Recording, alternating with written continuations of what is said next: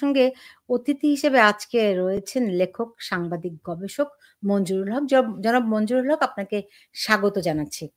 আমি নিশ্চিত যে আপনি এরই মধ্যে দেখেছেন যে বিবিসি বাংলা তারেক রহমানের একটি সাক্ষাৎকার প্রকাশ করেছে। এটার মধ্যে বেশ কয়েকটি পর্ব আছে। আজকে ১ম পর্ব তারা প্রকাশ করেছে এবং ১ম পর্বে একটা দীর্ঘ সাক্ষাৎকার। জানি না পরবর্তী সংখ্যাগুলোতে আর কি আছে। কিন্তু প্রায় ১৭ বছরের নীরবতা ভেঙে তিনি এই সাক্ষাৎকারটি দিলেন। অসংখ্য সাংবাদিক আমার জানা মতে তার একটি সাক্ষাৎকার গ্রহণের চেষ্টা করেছে গত ১৭ বছর, কিন্তু তিনি কখনোই দেননি। এই ১ম সেই নীরবতাটি তিনি ভাঙলেন।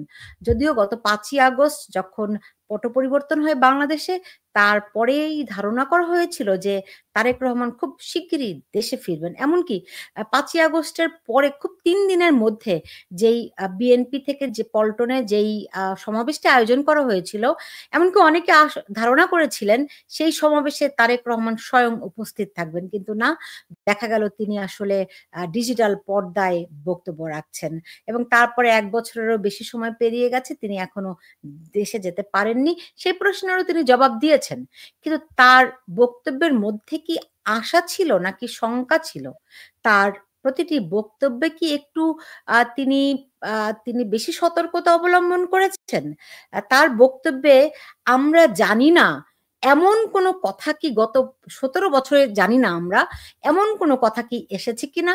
এমনকি গত ১-১.৫ বছর ধরে তিনি দেশে ফিরবেন কি ফিরবেন না, তিনি বিএনপি নির্বাচন করবে কি করবে না, নির্বাচনে তাদের ভূমিকা কি হবে, এরকম গত ১ বছরে যত রকম প্রশ্ন বিএনপিকে নিয়ে দেখা দিয়েছে, সেই প্রশ্নগুলোরও কি উত্তর আমরা যথাযথভাবে পেয়েছি? এই সবগুলো প্রশ্নের জবাব খুঁজবো আমি। আমার সঙ্গে মঞ্জুরুল হক, আপনার কাছে জানতে চাই, ১ম এ বলুন কেমন দেখলেন? আমি তারেক রহমানকে খুবই স্বতঃস্ফূর্ত দেখেছি। আপনি কেমন দেখলেন? ওইরকমই দেখেছি। আমার কাছে এটি পরিকল্পিত ঘটনা মনে হয়েছে। সেটি হলো যে সাক্ষাৎকারটি নেবেন, সাক্ষাৎকারটি প্রশ্নগুলো আগে পাঠানো হয়েছে, সেই প্রশ্নের উত্তর লেখা হয়েছে, সেই উত্তর একজন বিশেষজ্ঞ, একাধিক বিশেষজ্ঞ তাদেরকে দেখানো হয়েছে, তাদের কাছ থেকে মতামত নিয়ে সেই মতামতগুলোকে যাচাই বাছাই করে এডিট করে তারপরে উনি পাঠ করেছেন। এটি আমরা যেটি সাধারণত দেখি যে সাংবাদিকরা যখন কারো লাইভ সাক্ষাৎকার নেন তখন প্রশ্নের পিঠে প্রশ্ন আসে। কখনো কখনো সেই সাক্ষাৎকারটি উত্তেজিত হয়ে ওঠার মতন অবস্থা হয়, কখনো শান্ত হয়, কখনো রাগান্বিত অবস্থা হয়, কখনো প্রশ্নের উত্তর দেবেন না এই মর্মে এরকম কিছু অভিব্যক্তি আসে। এটাতে কিন্তু সেরকম আসেনি। এটাতে মনে হয়েছে যে পুরো সাক্ষাৎকারের বক্তব্যগুলো আগে থেকে সেট করা। সুতরাং এখানে উনি যে বক্তব্যগুলো দেবেন সেই বক্তব্যগুলো কোনো বক্তব্যটি আপনার নতুন বা এই একেবারে হাল আমলের কোনো বক্তব্য নয়। সবগুলোই রাজনীতির একজন রাজনীতিবিদ হিসাবে আপনি যে প্রশ্ন করতে পারেন একটা মিডিয়া, সেই প্রশ্নের উত্তর কি কি হতে পারে সেই আলোকেই প্রশ্নের উত্তরগুলো সাজানো। নতুনত্ব কোনো কিছু এখানে নেই। নতুন যেটি আছে সেটি হলো যে ১৭ বছর তিনি কোনো মিডিয়ার সঙ্গে সাক্ষাৎকার দেননি। কেন দেননি, এখন কেন দিচ্ছে? তো যতদূর আমাদের মনে পড়ে, যারা এই লেখা সাংবাদিকতার সাথে যুক্ত আছেন তারা হয়তো তাদের মনে থাকবে যে 1/11 পরে যখন তাকে নিয়ে যাওয়া হয় ডিজিআইএফআই কর্তৃক জিজ্ঞাসাবাদের জন্য নিয়ে যাওয়া হয় এবং তাকে সেই সময় টর্চার করা হয়, তো তারপরে তিনি যখন চিকিৎসার উদ্দেশ্যে দেশ ছাড়ার জন্য আবেদন করেন তখন সেই সরকার তখন তাকে একটি অর্ডিন্যান্স জারি করে তাকে দেশ ছাড়ার অনুমতি দেয় এবং সেনাবাহিনীও তাকে দয়া করে অনুমতি দেয় যে ঠিক আছে দেশ ছাড়তে পারবে, কিন্তু তাকে কিছু শর্ত দিয়ে দেওয়া হয়। সেই শর্তগুলির ভিতরে অন্যতম শর্ত ছিল তিনি রাজনীতি করবেন না, কখনো দেশে ফিরবেন না, বিএনপি রাজনীতির সঙ্গে কোনো জড়িত সংস্রব রাখবেন না। এরকম কিছু শর্ত উনি মেনে নিয়েই কিন্তু ফিরেছিলেন, যেটি উনি গত ১৭ বছর পালন করেছেন। এখন এই ডক্টর ইউনূসের সরকার আসার পরে যে নিয়মগুলি ব্রেক হয়েছে সেই ব্রেকের নিয়মগুলি হচ্ছে যে ডক্টর ইউনূস নিজেই ব্রেক করেছেন, যে একজন প্রধান উপদেষ্টা দেশের বাইরে যে আরেকটি দলের নির্বাসিত প্রধানের সাথে বা নির্বাসিত নেতার সাথে বৈঠক করতে পারেন কিনা, এরকম কোন প্রোটোকল কিন্তু বাংলাদেশের শাসনতন্ত্রের ভিতরে নেই। তো সেটিও তিনি ব্রেক করেছেন, তারেক রহমানও ব্রেক করেছেন। ব্রেক করার পরে এখন এসে সাক্ষাৎকারটি দেওয়া হয়েছে। বিবিসি এটি প্রচার করতে চাচ্ছে যে তারাই একমাত্র মিডিয়া যেটি এই অসাধ্য সাধন করেছে। এর আগে একাধিক মিডিয়া তার সাক্ষাৎকার চেয়ে পায়নি, তিনি বক্তব্য দিয়েছেন। সাক্ষাৎকার দেননি কথাটা ঠিক আছে, কিন্তু তিনি তো বক্তব্য দিয়েছেন। তিনি ভিডিও কলের মাধ্যমে দেশের রাজনৈতিক নেতাদের সাথে, তার দলের লোকদের সাথে একাধিকবার বহুবার বৈঠক করেছেন, কথা বলেছেন, মিটিং আয়োজন করেছে, সেই মিটিং এ বক্তব্য দিয়েছেন, ভার্চুয়াল বক্তব্য যেটা, এটি তো উনি দিয়েছেন। তা এই সাক্ষাৎকার থেকে জাতি নতুন কিছু পায়নি। বিএনপিরও আশাবাদী হওয়ার মতন কোনো কিছু নেই। হয়তো তারেক রহমান মনে করছেন, বিএনপির নীতি নির্ধারকরা মনে করছেন যে এরকম একটি সাক্ষাৎকারের পরে বিএনপির রাজনীতি বুস্ট আপ হবে, যেটি এখন জামাত এনসিপির কাছে অনেকটা নতজানু, সেই জায়গাটা থেকে সরে আসবে। কিন্তু মনে হয় না যে সে সরে আসবে, বরং বিএনপির জন্য এটি আপনার সাপে বর হলো না। বিএনপি রাজনীতির জন্য কোনো নতুন কোনো সুখের বার্তা বয়ে আনবে না, কারণ অনেকগুলো বিষয় এখানে অমীমাংসিত, অনেকগুলো বিষয়ে উনি এড়িয়ে গেছেন কথার মার কাছে। যে বিষয়গুলো সামনে আসেনি, যে নির্বাচন আদৌ হবে কিনা এই ব্যাপারটা উনি নিজেও কিন্তু সেঙ্গুইন না, নিশ্চিত করে বলেননি যে ফেব্রুয়ারিতেই নির্বাচন হবে। তবু বলেছেন যে আমরা ডিসেম্বরে চেয়েছিলাম, ওনারা ফেব্রুয়ারিতে দিয়েছেন, এটা তেমন কোনো সমস্যা না, আমি নির্বাচনের পরে দেশে ফিরবো বা নির্বাচনে অবশ্যই যোগ দেব, এটি উনি বলেছেন। আমি যদি একটু আমার একটু অবজারভেশন বলি, তিনি নির্বাচনের কথা বলতে গিয়ে বারবার বলেছেন প্রত্যাশিত নির্বাচন, রাইট? এখন প্রত্যাশিত নির্বাচন বলতে আসলে কি বোঝায়? যে ফেব্রুয়ারিতে নির্বাচন হবে এটি আমরা প্রত্যাশিত করছি, নাকি একটা সব দলের অংশগ্রহণে একটা সুষ্ঠু সুন্দর নির্বাচন হবে? মানে প্রত্যাশিত নির্বাচনটি বলতে তিনি আসলে কি বুঝিয়েছেন, নাকি একটা এটার মধ্যে সংশয় আছে যে আমরা ফেব্রুয়ারিতে যে নির্বাচন আশা করছি সেটি হবে কি হবে না, মানে আমি প্রত্যাশা করছি, প্রত্যাশা তো আপনার পুরো নাও হতে পারে, তাই না? তো এই সংশয়টি আপনি দেখছেন কিনা?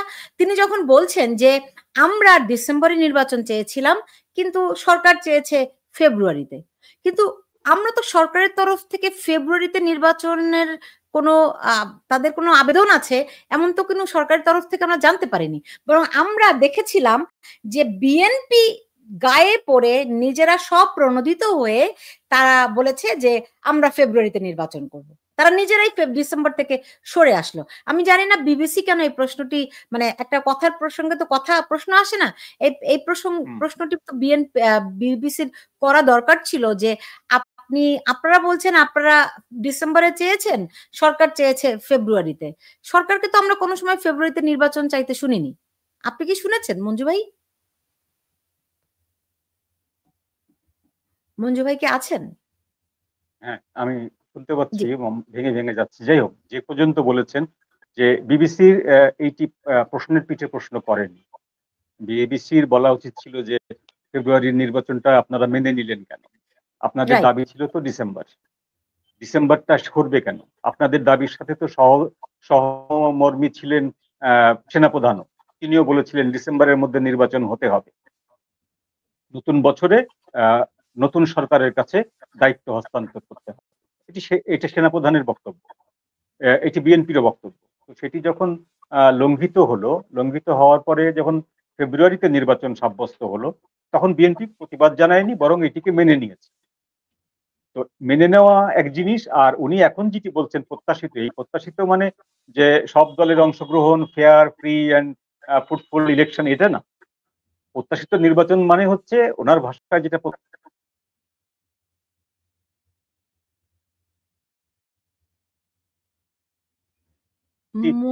কথা বাজারে ছিল। জি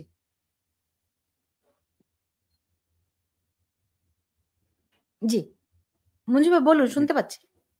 হ্যাঁ, এখন ইউনূস সরকার যে নির্বাচন দেবে এই ব্যাপারেই এই ফেব্রুয়ারি ঘোষণার আগে কিন্তু মানুষ নিঃসংশ ছিল না।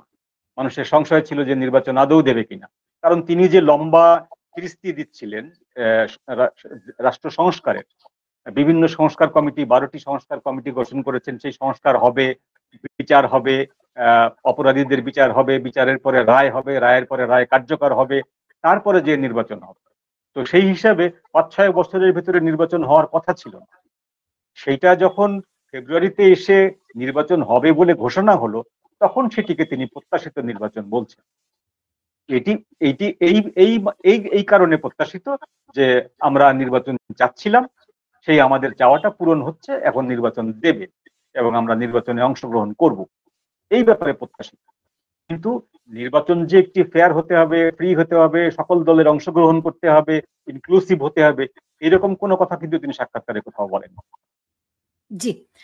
তারপর আরেকটি বিষয় যে যখন আওয়ামী লীগের সংক্রান্ত প্রশ্ন করা হয়েছিল, তিনি বললেন যে যেই দল গুম খুন করেছে, মানুষকে মামলা দিয়ে ঘরবাড়ি থেকে বিতাড়িত করেছে, তিনি নিজেরও তিনি যে তাদেরও যে ঘর ভেঙেছে, সেটিও তিনি খুব আবেগঘনভাবেই বর্ণনাটি দিয়েছেন।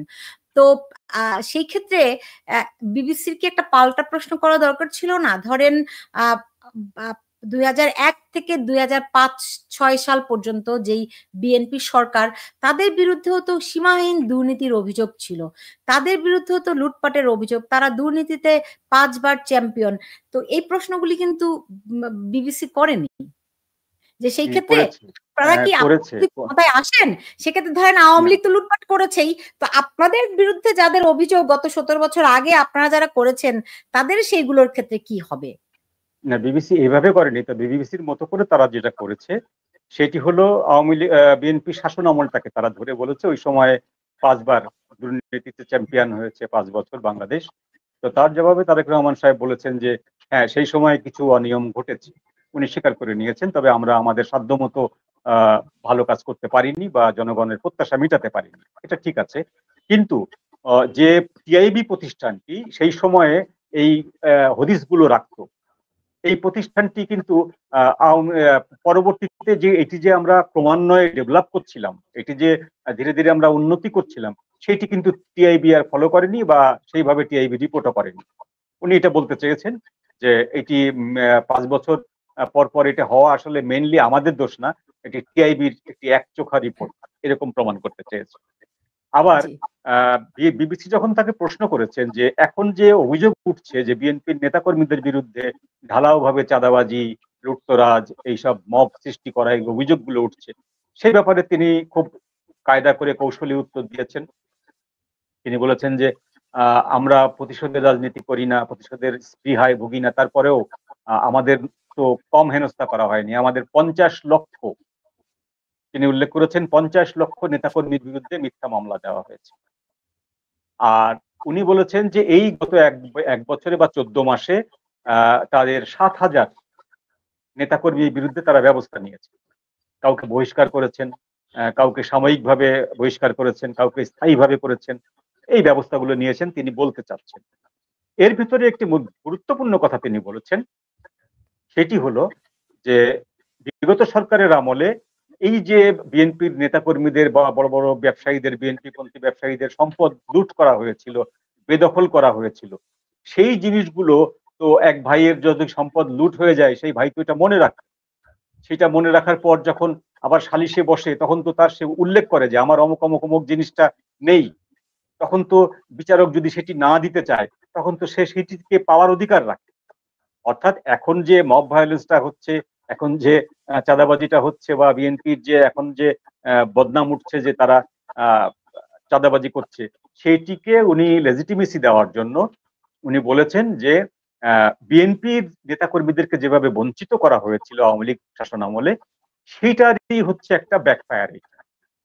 সেইটা বড় কিছু না, ওই নেতাকর্মীরা সংক্ষুব্ধ ছিলেন, তাদের অনেক সম্পদ নষ্ট হয়েছিল, তারা সেগুলো ফিরে পেতে চাইছে। অর্থাৎ যে আওয়ামী লীগের নেতারা সেগুলো দখল করে নিয়েছিল, সেই আওয়ামী লীগের নেতার কাছ থেকে সেটি আবার পুনর্দখল করে নেওয়া, এইটাকে আপনি ভায়োলেন্স বলতে পারেন না। ব্যাপারটা, ওনার বক্তব্যটা এরকম যে এটাকে আপনি ভায়োলেন্স বলতে পারেন না।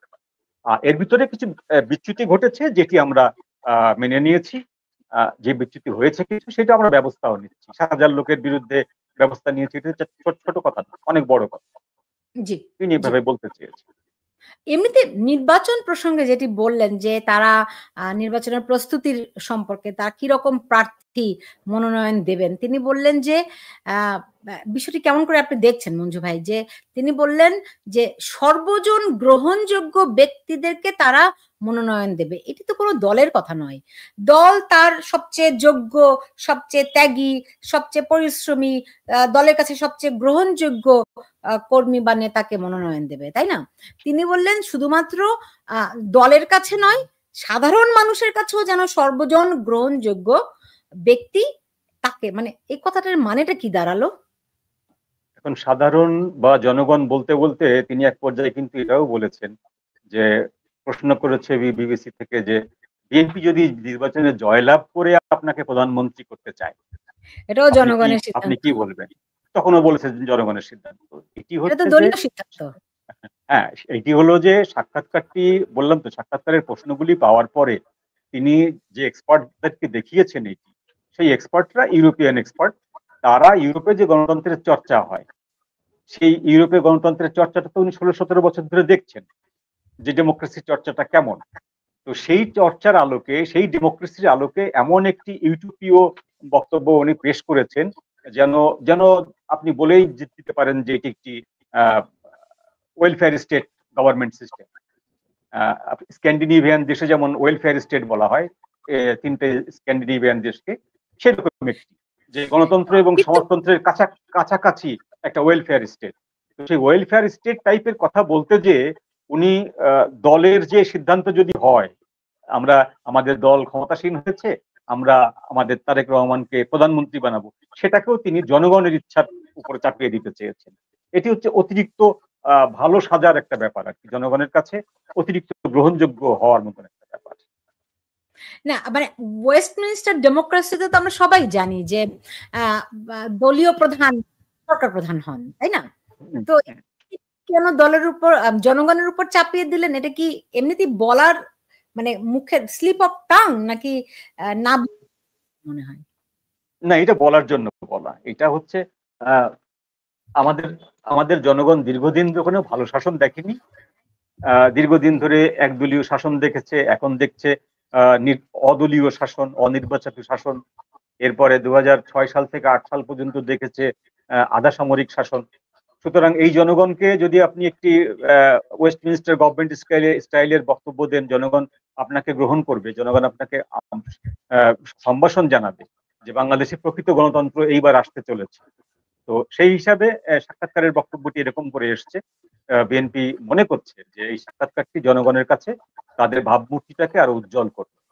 সেই জন্য সবকিছুর ভেতরে to the people, for the people, by the people, এই কথাগুলি চলে এসছে।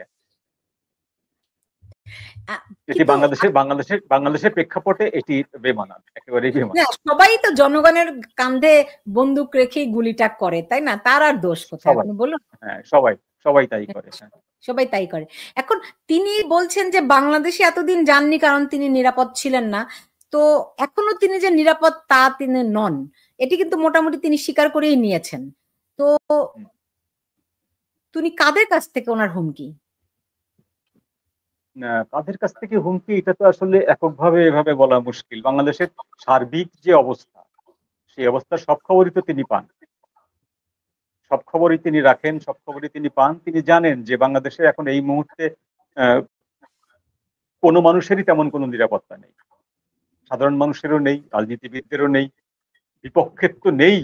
এমনকি যদি সরকারের পক্ষে থেকেও যদি সত্য কথা বলা হয় বা প্রশ্নের পিঠে প্রশ্ন করা হয় বা দ্বিমত পোষণ করা হয়, তার উপরেও কিন্তু সরকার সংক্ষুব্ধ হয়ে যাচ্ছে এরকম অবস্থা। এই যেমন ধরুন যে এনসিপির নেতা নাহিদের যে বক্তব্য, তাই না, তিনি বলছেন যে অর্ধেক পরিমাণে উপদেষ্টাদেরকে আমাদেরকে বিশ্বাস করা উচিত হয়নি। এই উপদেষ্টারা নিজেদের আখের গুছিয়েছে।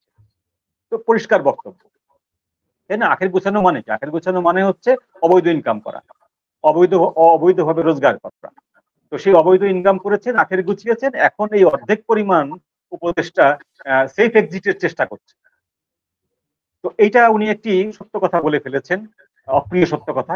এই সত্য কথা সরকারের লোকজন ভালোভাবে নেবে না, নেয়নি। এখন সরকারের লোকজন নেওয়ার পরে এখন দেখার বিষয় যে এই বক্তব্যটি বিএনপি দিলে সরকার কি রিয়াকশন দেখাতো, এনসিপি দিলে কি রিয়াকশন দেখাবে, বা জামাতের পক্ষ থেকে আসলে কি রিয়াকশন দেখাবে, এটি এখন পর্যন্ত জানা যায়নি।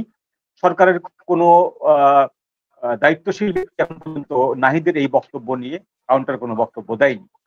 বিষয়টি হলো তারেক রহমানের ক্ষেত্রেও এরকম প্রযোজ্য। তারেক রহমান দেশে আসলে তিনি কার দ্বারা তার নিরাপত্তা ভঙ্গ হবে সেটি তিনি জানেন না। তিনি এইটুকু জানেন যে দেশের সার্বিক অবস্থা খুব স্টেবল না, খুব বাজে অবস্থা, আইন শৃঙ্খলা পরিস্থিতির অবস্থা বাজে। এই অবস্থায় এবং তার পেছনের যে ইতিহাস, পেছনের যে ঘটনাক্রম, সেগুলো তো তাজা আছেই। তাছাড়া এই যে ক্ষমতাচ্যুত আওয়ামী লীগও চেষ্টা করছে মাঠ দখল করার জন্য, তারা মিছিল টিছিল করছে। সুতরাং পরিস্থিতি খুব ভায়াবল না, খুব নিরাপদ না, এটি উনি বুঝতে পেরেছেন, যে কারণে উনি কোন নির্দিষ্ট তারিখ বলেন। তবে আমার যেটা মনে হয় তিনি সবচেয়ে বড় মিস করেছেন গত বছর সরকার পরিবর্তনের পরে তার দেশে আসার একটি মাহেন্দ্রক্ষণ ছিল। সেই সময় তিনি দেশে আসলে তিনি ছড়ি ঘোরাতে পারতেন এই তত্ত্বাবধায়ক সরকার গঠনের বিষয়ে। তত্ত্বাবধায়ক সরকারের যে স্বাভাবিক নিয়ম, তত্ত্বাবধায়ক সরকার যেভাবে গঠিত হয় সেভাবেই গঠিত হতে পারত, ইন্টারিম গভর্নমেন্ট আর হতো না হয়তো। এখন যেটা হচ্ছে অন্তর্বর্তীকালীন সরকার, সেটির বদলে বাংলাদেশে তত্ত্বাবধায়ক সরকার গঠন করার সুযোগও কিন্তু ছিল। হাইকোর্ট থেকে একটা বিশেষ আদেশ নিয়ে, যে হাইকোর্টে মামলাটা বিচারাধীন তত্ত্বাবধায়ক সরকারকে নিয়ে, সেই মামলাটার তারিখ এগিয়ে এনে বা মামলাটার হিয়ারিং করে ইজিলি তত্ত্বাবধায়ক সরকার গঠন করা যেত।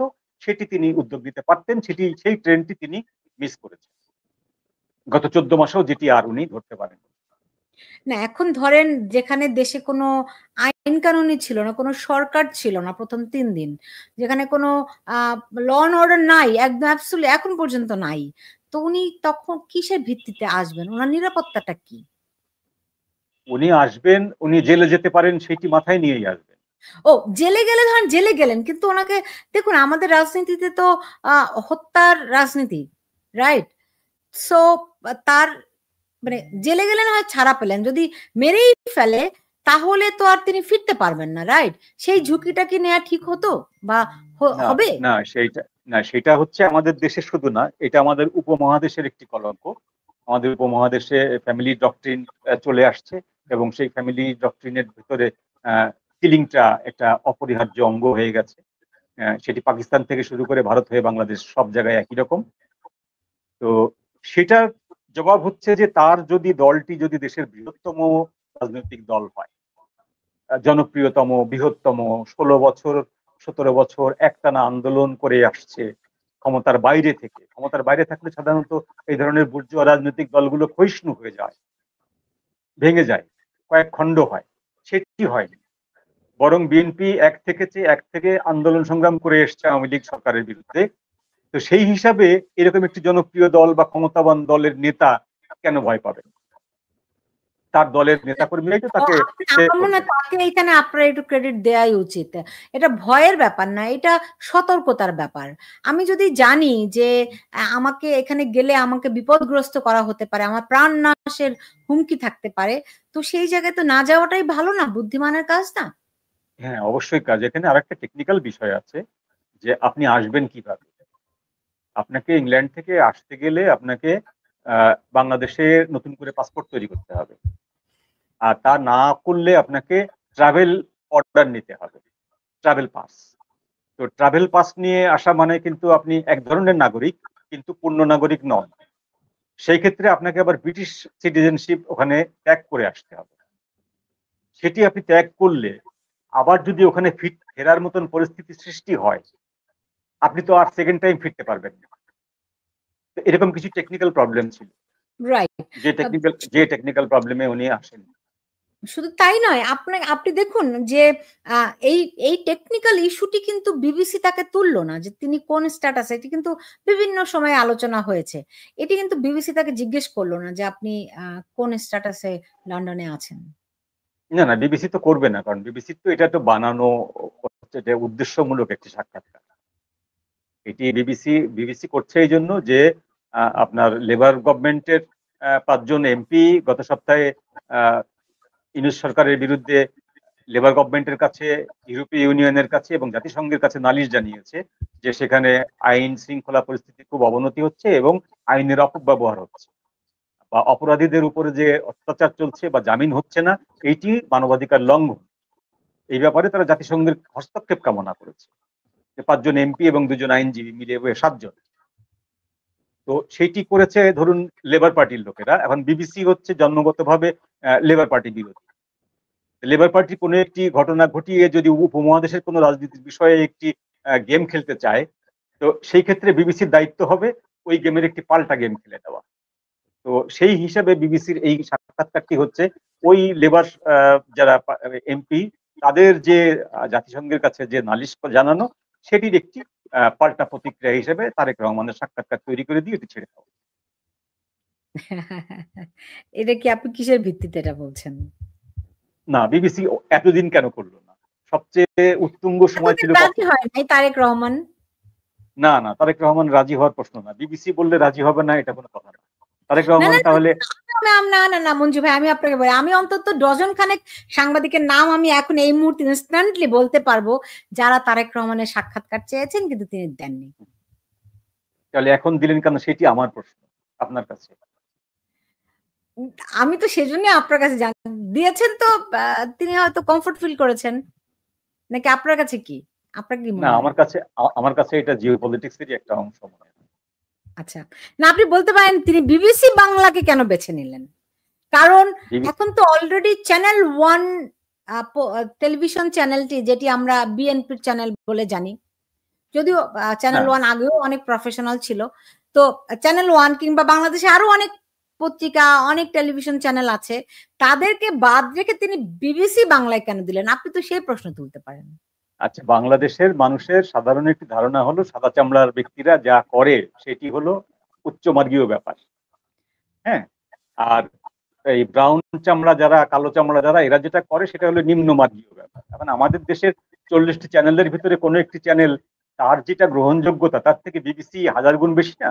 বিবিসি, সিএনএন, আল জাজিরা, যে তিনটি বাংলাদেশের জনপ্রিয়। বিবিসি বাংলা, বিবিসি বাংলা, হ্যাঁ তো হোক সেটা বাংলা, বিবিসি তো, তাই না? ব্রিটিশ ব্রডকাস্টিং কর্পোরেশনের তো একটা সাবসিডি, তো সিস্টার কনসার্ন, তো সেইটা ব্রিটিশ। ব্যাপারটা এই জায়গাটায় জনগণের কাছে এটা গ্রহণযোগ্য করাতে হবে যে এটা একটি আন্তর্জাতিক সংবাদ মাধ্যম। আপনি 71 বা বাংলাদেশে 24.com বা এরকম কোন একটা জায়গায় দিলে তো এটা দেশি একটা চ্যানেল হয়ে গেল। আপনি বলতেই পারেন যে চ্যানেলকে পয়সা দিয়ে আপনি এই প্রশ্নগুলো করিয়েছেন, এই চ্যানেলকে আপনি সুযোগ সুবিধা দিয়ে আপনি এটা করিয়েছেন, ব্যাপারটা এরকম। কিন্তু বিবিসি কে দিয়ে করালে এটি নিরপেক্ষ। সাধারণ জনগণের কাছে একটি ধারণা আসবে যে বিবিসি, সিএনএন, আল জাজিরা এরা নিরপেক্ষ আন্তর্জাতিক মিডিয়া, সেই জন্য এটাকে বেছে নেওয়া হচ্ছে। আপনি যে প্রশ্নটি করলেন যে বিবিসি এই প্রশ্নটি করলো না, বিবিসির সাক্ষাৎকারে প্রথমেই বলেছি আমি, এই সাক্ষাৎকারটি পূর্ব পরিকল্পিত, যে কারণে তারেক রহমান সাহেবের কথার পিঠে যে আরেকটি প্রশ্ন করা যায় বা আরেকটি কথা বলা যায়, সেটি তারা কিন্তু এই সূত্রটি ফলো করেন। তারা সমস্ত প্রশ্নগুলো আগে পাঠিয়ে দিয়েছেন, সেই প্রশ্নগুলোর তারেক রহমান সাহেব উত্তর দিয়েছেন। রাইট, এবং তারাও প্রশ্ন করার ক্ষেত্রে অনেক সেইকি ছিল। আমার কাছে স্পেশালি কাদের কল্লোল এবং মীর সাব্বির, তাদের দুজনের কণ্ঠই আমার কখনো কখনো সেইকি মনে হয়েছে আর কি। যাই হোক, সেটা আমি কত গভীরে যাইনি, আমার কাছে মনে হচ্ছে আরেকটি গুরুত্বপূর্ণ বিষয়, সেটি হচ্ছে যে তারেক রহমানকে জিজ্ঞেস করা হয়েছিল যে আপনি এই জুলাই আন্দোলনের মাস্টার মাইন্ড কিনা। তিনি কিন্তু বলেছেন তিনি মাস্টার মাইন্ড না, কেউ মাস্টার মাইন্ড না। এই যে কেউ মাস্টার মাইন্ড না, এর মধ্য দিয়ে কি তিনি এনসিপির এই যে মাহফুজ, নাহিদ, হাসনাত, সার্জিস এদেরকে নাকচ করে দিলেন, এদেরকে বাতিল করে দিলেন? বাতিল হলো কি হলো না সেটি পরের প্রশ্ন, কিন্তু তাদেরকে উত্তর দিলেন। এটি খুব কৌশলী উত্তর, এটি খুব ভালো উত্তর। কারণ আন্দোলনের পর মনেই হচ্ছিল যে সবকিছু করেছে বৈষম্য বিরোধী ছাত্ররা, সেখানে অন্য কোনো দল কারো কোনো কৃতিত্ব কিন্তু প্রথম তারা স্বীকার করে। যখন তারা এই বক্তব্যগুলো দিল গত বছরে, তারপর ধীরে ধীরে সবচেয়ে প্রথম মুখ খুললো জামাত। জামাত বলল যে আমাদের সমস্ত নেতাকর্মীরা এর সাথে। তারপরে যে বাংলাদেশে যে দলটি নিষিদ্ধ, হিজবুত তাহরির, সেই দলটির এক নেতা ভিডিও সাক্ষাৎকারে বললেন যে আমরা আমাদের পার্টির নাম গোপন করে আমরা ছিলাম আগা থেকে গোড়া পর্যন্ত, গোড়া থেকে আগা পর্যন্ত সব সময় ছিলাম, একবারে শুরু থেকে শেষ পর্যন্ত ছিলাম আমরা খুব অ্যাক্টিভলি ছিলাম, এমনও তিনি বললেন। এরপরে জামাত সিরিয়াসলি বলল যে তারা গোটা আন্দোলনটার পেছনের সমস্ত শক্তিটাই হলো তারা। যখন এরকম বলে দিল তখন বিএনপি বলার চেষ্টা করলো যে প্রেক্ষাপট তৈরিটা করলো। বিএনপি তখন বলতে চাইলো যে তারা 16 বছর ধরে আওয়ামী লীগের বিরুদ্ধে যে আন্দোলন করে আসছে সেইটি হলো বর্তমান আন্দোলনের প্রেক্ষাপট বা প্ল্যাটফর্ম।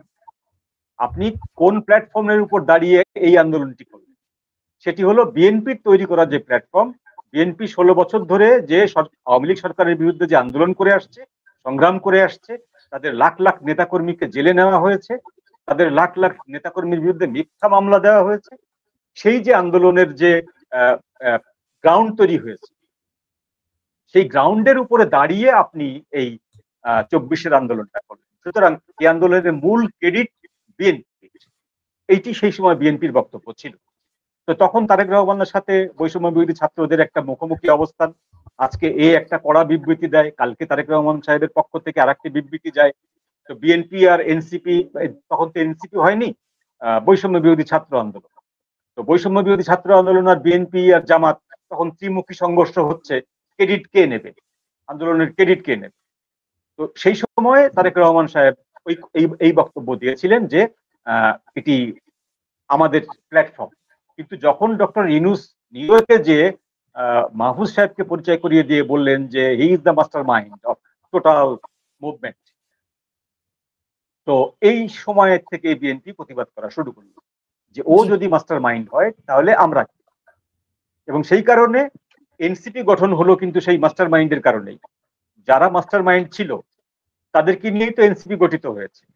তো এনসিপি গঠিত হওয়ার পরে এনসিপি এবং বিএনপির যে একটা ক্ষমতার দ্বন্দ্ব বা একটা সংঘাত, কে সরকারের কাছাকাছি বা কে আন্দোলনের বেশি স্টেক হোল্ডার, কে আন্দোলনে বেশি আত্মত্যাগকারী, কাদের নেতাকর্মী বেশি মারা গেছে, এটা নিয়ে যখন দুই পক্ষের ভিতরে কথা চালাচালি শুরু হলো, তখন তারেক রহমান সাহেব ধীরে ধীরে ধীরে ধীরে আগের অবস্থান থেকে সরে এসে বলতে চাইলেন যে এটা একটা অল ওভার মুভমেন্ট, সমস্ত জনগণের মুভমেন্ট।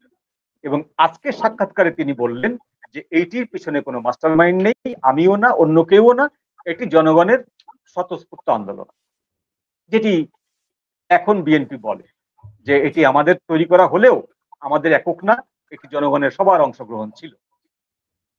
নতুন কিছু না, জনগণের মাস্টার মাইন্ড।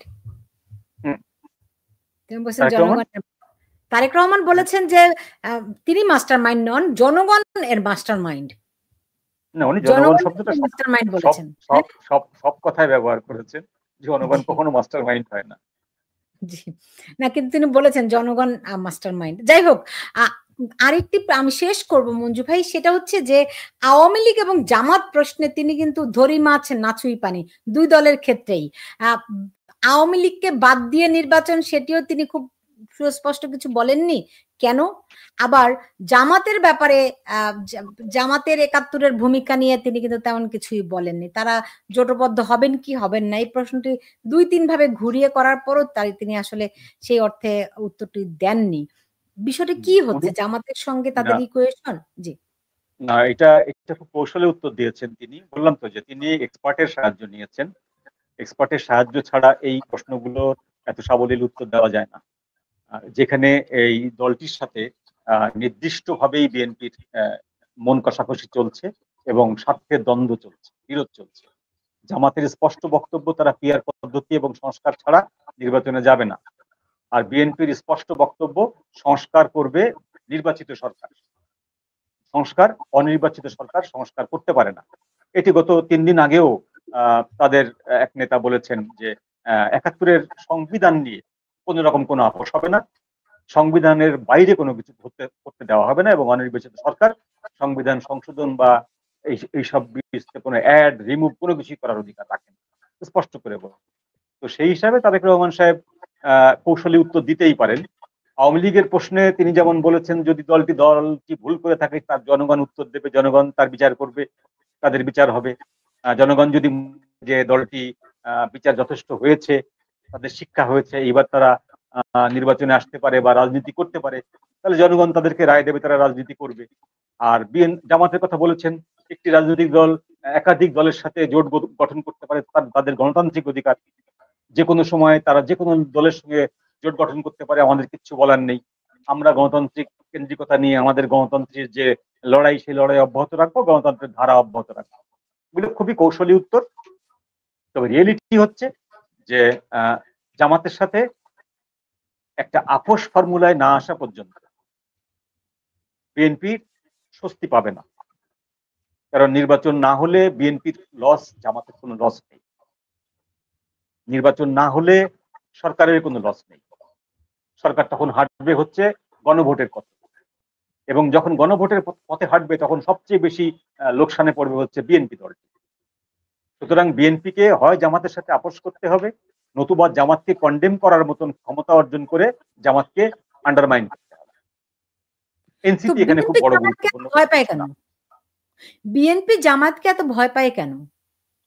বিএনপি জামাতকে ভালো করে জানে তো। বিএনপি জানে যে জামাত যে কোনো সময় যে কোনো দিকে মোড় নিতে পারে।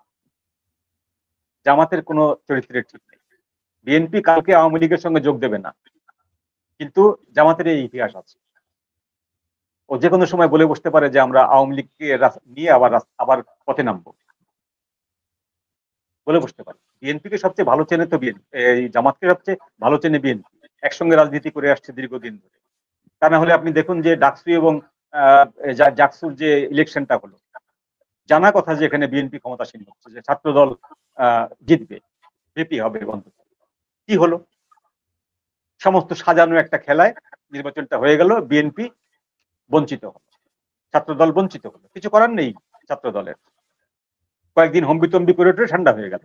তো সেই একই ঘটনা যদি নির্বাচনে ঘটে, এই ভয় তো বিএনপির আছে যে নির্বাচনেও ডক্টর ইউনূস চাইবেন জামাত এবং এনসিপি কে জিতিয়ে আনতে, বিএনপিকে 3 নম্বর 4 নম্বর ঠেলে দিতে। এটি তো বিএনপির ভয় আছেই একটা। সেই জন্য জামাতকে তারা ভয় পাবেই।